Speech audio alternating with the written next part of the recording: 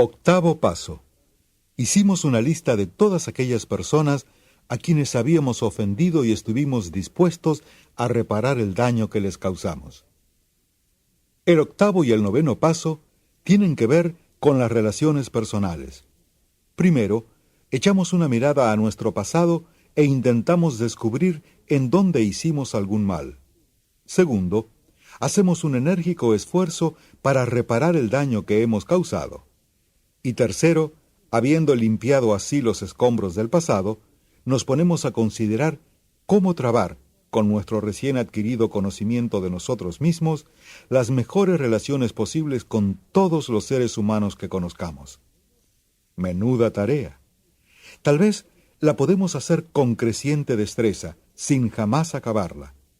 Aprender a vivir con un máximo de paz, cooperación y compañerismo con todo hombre y mujer, sean quienes sean, es una aventura conmovedora y fascinante. Cada miembro de Alcohólicos Anónimos se ha dado cuenta de que no puede hacer casi ningún progreso en esta aventura hasta que no se vuelva atrás para repasar minuciosa y despiadadamente los desechos humanos que ha dejado en su trayectoria. Hasta cierto grado, ya lo ha hecho al hacer su inventario moral, pero ahora ha llegado el momento de redoblar sus esfuerzos para ver a cuántas personas ha lastimado y de qué manera.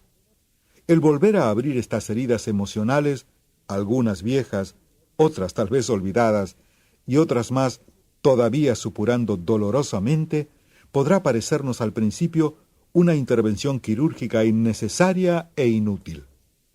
Pero si se comienza con buena voluntad, las grandes ventajas de hacerlo se manifestarán con tal rapidez que el dolor se irá atenuando conforme se vaya desvaneciendo un obstáculo tras otro. No obstante, estos obstáculos son, sin duda, realidades. El primero, y uno de los más difíciles de superar, tiene que ver con el perdón.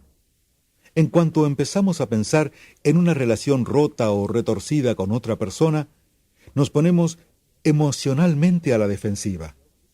Para evitar mirar los daños que hemos causado a otra persona, nos enfocamos con resentimiento en el mal que nos ha hecho.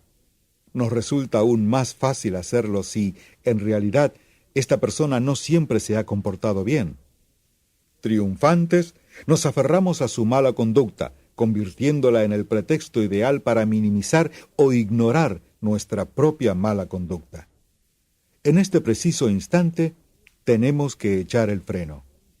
No tiene mucho sentido que seamos nosotros quienes tiremos la primera piedra. Recordemos que los alcohólicos no son los únicos aquejados de emociones enfermas. Además, por lo general, es un hecho innegable que nuestro comportamiento cuando bebíamos ha agravado los defectos de otras personas. Repetidamente hemos agotado la paciencia de nuestros más íntimos amigos y hemos despertado lo peor en aquellos que nunca nos tenían en muy alta estima. En muchos casos, estamos en realidad tratando con compañeros de sufrimiento, gente cuyos dolores hemos aumentado. Si ahora nos encontramos a punto de pedir el perdón para nosotros mismos, ¿por qué no empezar perdonándolos a todos ellos? Al hacer la lista de las personas a quienes hemos ofendido, la mayoría de nosotros nos tropezamos con otro obstáculo sólido. Sufrimos un tremendo impacto cuando nos dimos cuenta de que nos estábamos preparando para admitir nuestra mala conducta cara a cara ante aquellos a quienes habíamos perjudicado. Ya nos habíamos sentido suficientemente avergonzados cuando en confianza habíamos admitido estas cosas ante Dios, ante nosotros mismos y ante otro ser humano. Pero la idea de ir a visitar o incluso escribir a la gente afectada nos abrumaba, sobre todo al recordar el mal concepto que tenían de nosotros la mayoría de estas personas. También había casos en los que habíamos perjudicado a otras personas que seguían viviendo tan felices sin tener la menor idea del daño que les habíamos causado. ¿Por qué, protestamos, no decir lo pasado pasado? ¿Por qué tenemos que ponernos a pensar en esa gente? Estas eran algunas de las formas en las que el temor conspiraba con el orgullo para impedir que hiciéramos una lista de todas las personas que habíamos perjudicado. Algunos de nosotros nos encontramos con otro obstáculo muy distinto. Nos aferrábamos a la idea de que los únicos perjudicados por nuestra forma de beber éramos nosotros. Nuestras familias no se vieron perjudicadas porque siempre pagamos las cuentas y casi nunca bebíamos en casa. Nuestros compañeros de trabajo no se vieron perjudicados porque solíamos presentarnos a trabajar. Nuestras reputaciones no se vieron perjudicadas porque estábamos seguros de que muy poca gente se había fijado en nuestros excesos con la bebida. Y los que sí se habían fijado, nos tranquilizaban diciendo que una alegre juerga no era sino el pecadillo de un hombre recto. Por lo tanto, ¿qué daño real habíamos causado? Sin duda, poco más de lo que podríamos remediar fácilmente con algunas disculpas hechas de paso. Esta actitud, por supuesto, es el producto final de un esfuerzo deliberado para olvidar. Es una actitud que solo se puede cambiar por medio de un análisis profundo y sincero de nuestros motivos y nuestras acciones. Aunque en algunos casos no nos es posible hacer ninguna enmienda y en otros casos es aconsejable aplazarlas, debemos, no obstante, hacer un repaso minucioso y realmente exhaustivo de nuestra vida pasada para ver cómo ha afectado a otras personas. En muchos casos, veremos que aunque el daño causado a otros no ha sido muy serio, el daño emocional que nos hemos hecho a nosotros mismos ha sido enorme. Los conflictos emocionales muy profundos y a veces totalmente olvidados persisten de forma desapercibida en el subconsciente. Estos conflictos, al originarse, puede que hayan retorcido nuestras emociones tan violentamente que desde entonces han dejado manchadas nuestras personalidades y han trastornado nuestras vidas. Aunque el propósito de hacer enmiendas a otros es de suma importancia, es igualmente necesario que saquemos del repaso de nuestras relaciones personales la más detallada información posible acerca de nosotros mismos y de nuestras dificultades fundamentales, ya que las relaciones defectuosas con otros seres humanos casi siempre han sido la causa inmediata de nuestros sufrimientos, incluyendo nuestro alcoholismo. No hay otro campo de investigación que pueda ofrecernos recompensas más gratificadoras y valiosas que este. Una reflexión seria y serena sobre nuestras relaciones personales puede ampliar nuestra capacidad de comprendernos. Podemos ver mucho más allá de nuestros fallos superficiales para descubrir aquellos defectos que eran fundamentales, defectos que, a veces, han sentado la pauta de nuestras vidas. Hemos visto que la minuciosidad tiene sus recompensas, grandes recompensas. La siguiente pregunta que nos podemos hacer es ¿qué queremos decir cuando hablamos de haber causado daño a otras personas? ¿Qué tipos de daños puede causar una persona a otra?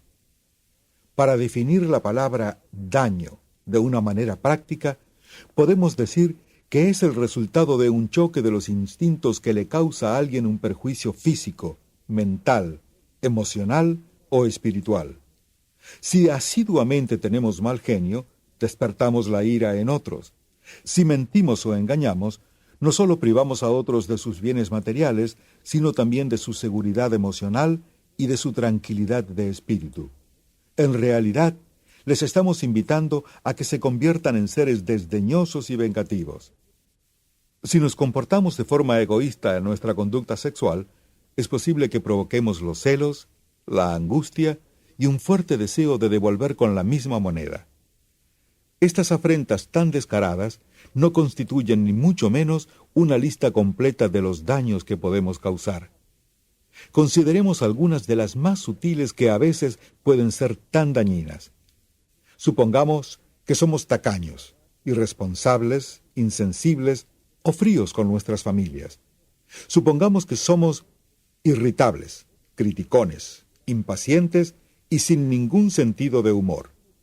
Supongamos que colmamos de atenciones a un miembro de la familia y descuidamos a los demás. ¿Qué sucede cuando intentamos dominar a toda la familia, ya sea con mano de hierro o inundándoles con un sinfín de indicaciones minuciosas acerca de cómo deben vivir sus vidas de hora en hora?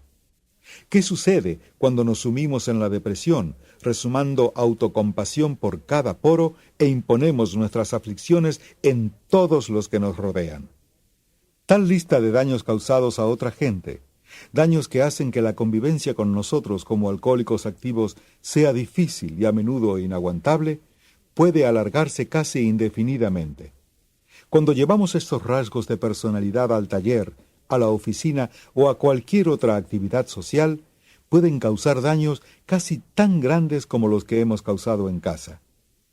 Una vez que hemos examinado cuidadosamente toda esta esfera de las relaciones humanas y hemos determinado exactamente cuáles eran los rasgos de nuestra personalidad que perjudicaban o molestaban a otra gente, podemos empezar a registrar nuestra memoria en busca de las personas a quienes hemos ofendido. No nos debe resultar muy difícil identificar a los más allegados y más profundamente perjudicados. Entonces, a medida que repasamos nuestras vidas año tras año, hasta donde nuestra memoria nos permita llegar, inevitablemente saldrá una lista larga de personas que de alguna u otra manera hayan sido afectadas. Debemos, por supuesto, considerar y sopesar cada caso cuidadosamente. Nuestro objetivo debe limitarse a admitir las cosas que nosotros hemos hecho y al mismo tiempo perdonar los agravios reales o imaginarios que se nos han hecho. Debemos evitar las críticas extremadas, tanto de nosotros como de los demás. No debemos exagerar nuestros defectos ni los suyos. Un enfoque sereno e imparcial será nuestra meta constante. Si al ir a apuntar un nombre en la lista, nuestro lápiz empieza a titubear, podemos cobrar fuerzas y ánimos recordando lo que ha significado para otros la experiencia de Alcohólicos Anónimos en este paso. Es el principio del fin de nuestro aislamiento de Dios y de nuestros semejantes.